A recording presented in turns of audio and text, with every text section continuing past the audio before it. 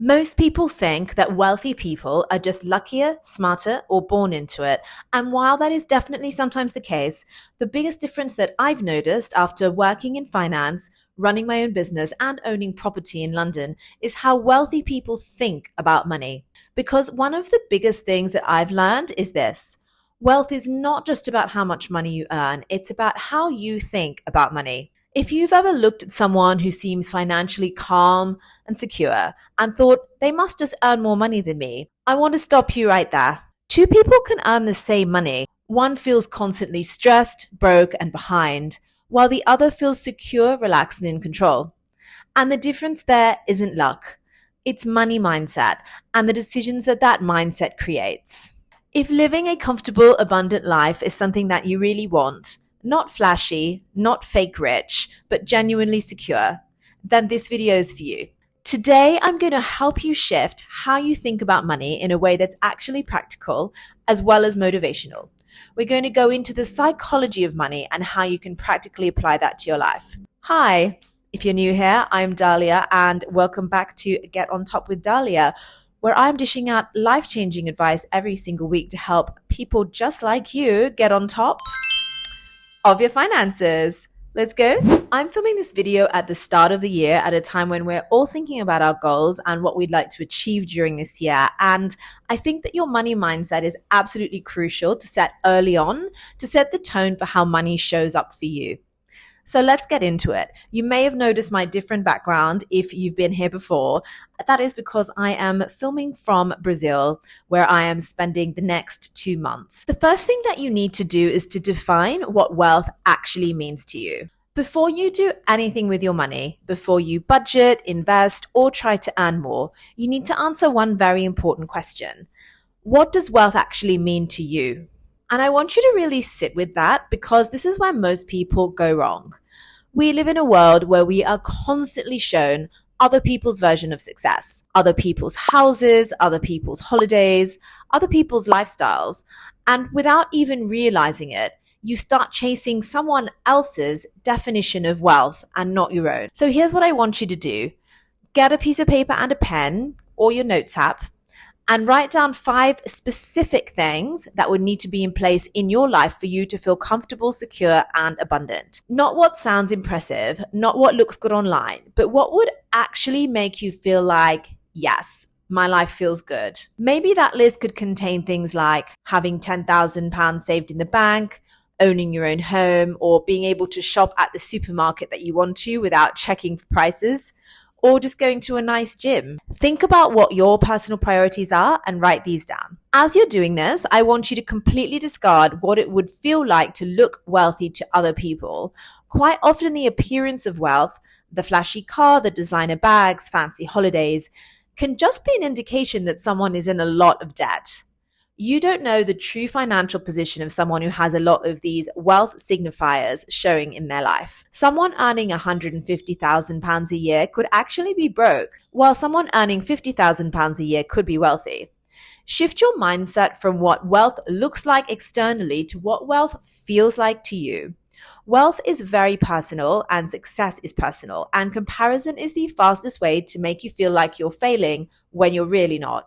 For me personally, my definition of wealth has always been very tied to having both security as well as freedom of time. The things that have mattered most to me in my wealth mindset have been owning my own place. For me, home gives me such a sense of security, and I just achieved that milestone of buying my own home in London at the end of last year. Now, if you've seen some of my other videos, such as the rent versus buy, this is not necessarily the best financial decision. However, that decision has given me so much security, but also made me feel very abundant. You might not care about property owning at all, and that's completely fine. I want you to define what wealth means to you, because until you define that, you'll always feel like you're chasing something that's out of reach. Step 2 is turning your version of wealth into clear goals. Once you know what wealth feels like to you, the next step is turning that feeling into clear goals, because clarity creates focus and focus creates results.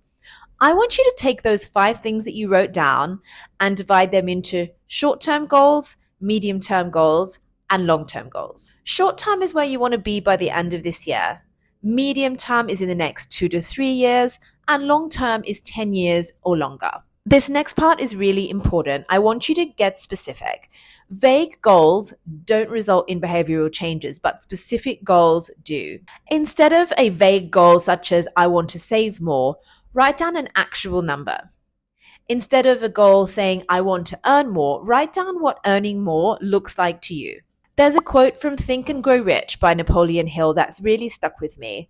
He says that desire backed by clarity and a deadline is the starting point of all achievements. I want to talk to you for a second about desire because this is where most people get stuck without even realizing it. A lot of people want better finances. They want to feel less stressed. They want more freedom.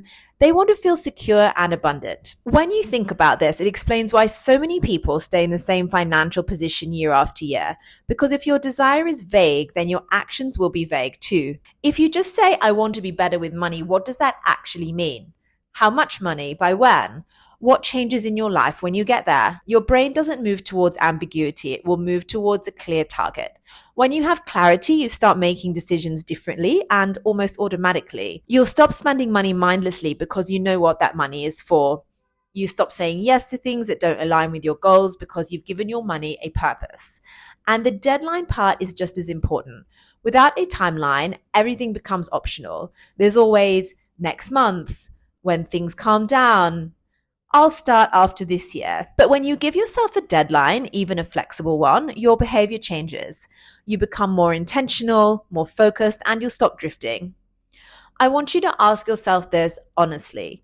Do you actually have a clear financial goal right now, or just a general feeling that you should be doing better? Because those two things are very different. You don't need to have 20 goals and you don't need a perfect plan. You need one or two clear desires written down with numbers and a time frame attached to them. And here's the important part. Your desire has to be strong enough that you're willing to change how you behave. If you say you want financial freedom, but you're not willing to sit in a little discomfort, say no to some things or learn new skills, then what you have isn't desire, it's a wish. Real desire creates movement. It creates discipline and consistency. Once you get this part right, money stops feeling chaotic. It stops feeling like it's slipping through your fingers because now your money is moving towards something, not just disappearing. So if you take nothing else from this video, get clear, get specific, and give yourself a deadline. That's how desire turns into reality. This next part is the part that really changes things. Your relationship with money didn't start when you got your first job. It started in childhood.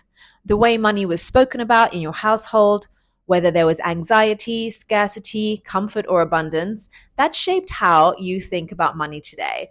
And the thing is, most of us are operating from beliefs that we never consciously chose. You might have grown up hearing things like, money doesn't grow on trees. We can't afford that. You should always go for the cheapest option. Or maybe money was never really discussed at all. I think a lot of our attitude to wealth and money comes from how we were raised around money and what we were taught to believe about money. You may have had a very comfortable upbringing where you mostly had whatever you wanted. The money mindset we were raised with can follow us well into our adult life. The way you currently talk about money now is probably how money shows up for you.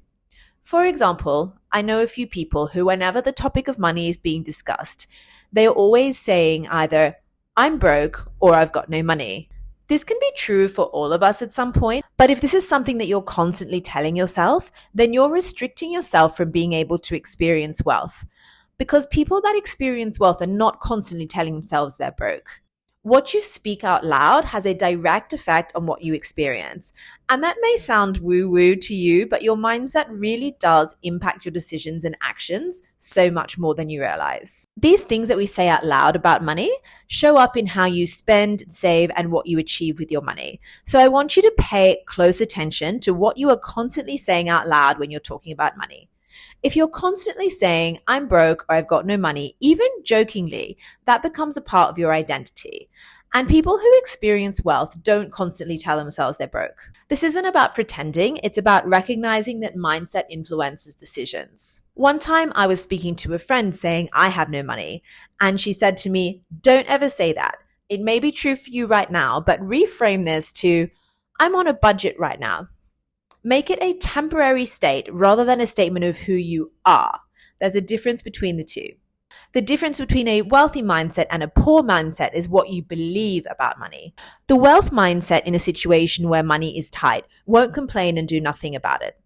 Someone with a wealthy mindset will see their current situation as temporary and think, how can I get to where I want to be? And take steps in that direction. When I first came to London, I was 22 years old, and the reality was that I was on a budget and I didn't have any money because I arrived here with literally £50 to my name.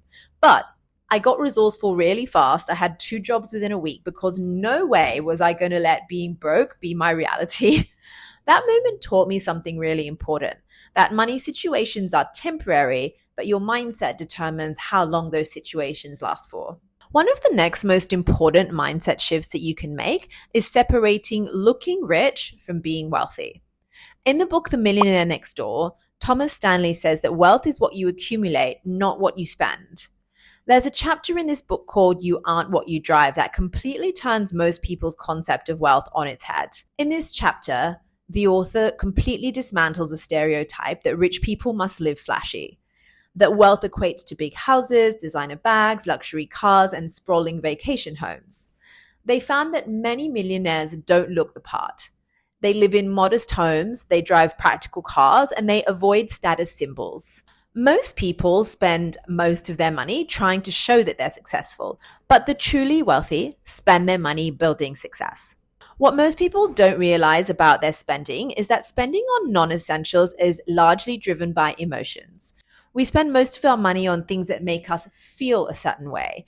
We buy things to feel successful, to feel worthy, to feel secure, to keep up with appearances like having the latest fashion or renting a luxury apartment. So now, instead of just tracking your spending, I want you to ask yourself how your spending makes you feel. Are you buying things to impress other people? Are you buying things to escape your reality?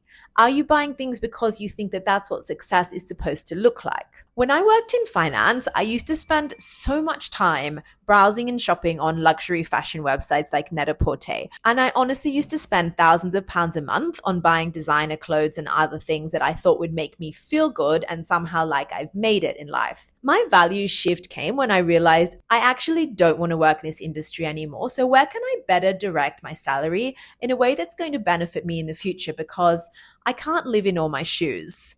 That's a Carrie Bradshaw reference for those of you who didn't get it. As soon as I made that mindset shift, I started saving those literal thousands. I'm talking like up to £2,000 a month of my salary that I was just throwing away on shopping. Instead of buying those fashion items, I started saving that money into a house deposit fund, because that then became what really mattered to me.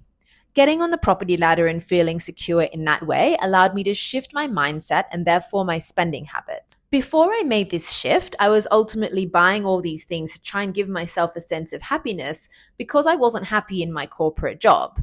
But then the mindset shift about how I wanted to feel is what changed everything for me, because I stopped spending money to look rich and started spending money to build wealth. The next mindset shift is what differentiates the truly wealthy from those who never achieve their wealth goals. The truly wealthy don't think in terms of cutting their spending or scrimping and saving in order to save their way to wealth. You cannot save your way to becoming truly wealthy. Yes, you could become a millionaire by retirement if you're investing 10% of your income every month starting at a very early age, but that's not the kind of wealth that we're talking about here. We're talking about creating wealth for yourself right now. Saving is important, but the wealthy mindset is not about scrimping and saving, but rather focusing on how to create wealth through earning, investing, and value creation. If you spend more time cutting the £3 lattes, using discount codes, and not going out to eat, than asking yourself how to double your income, your focus is in the wrong place. Instead of constantly asking, how can I spend less? Start asking, how can I become more valuable? How can I double my income over the next year? How can I double my business revenue? And ultimately, this mindset shift changes your focus from one of lack, cost cutting, and saving your way to feeling secure, over to how can I better invest my money into something that is going to generate more returns for me. The wealthy understand that you have to spend money to make money.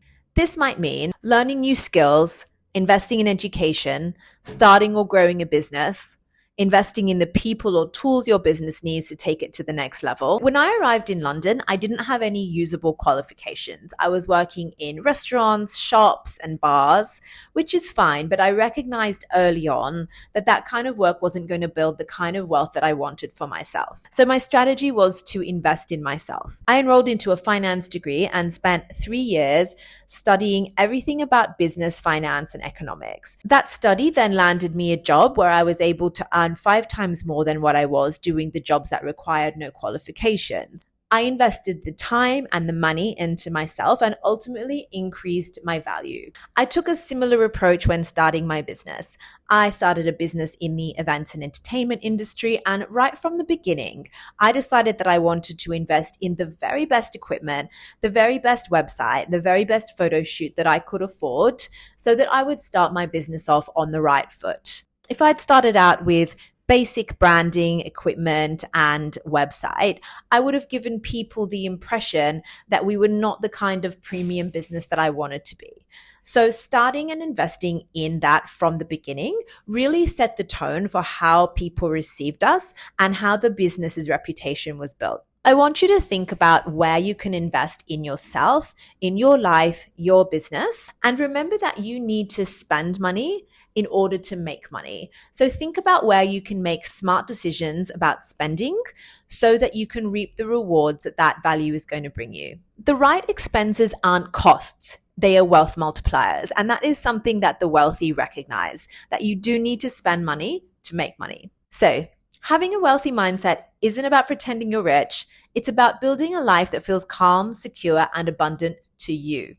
Define what wealth means for your life. Set goals that actually matter and stop performing for other people. And shift your focus from scarcity to creation. Because when your mindset changes, your decisions change and everything else follows. If this video helped you rethink about money even a little bit, you're already getting on top.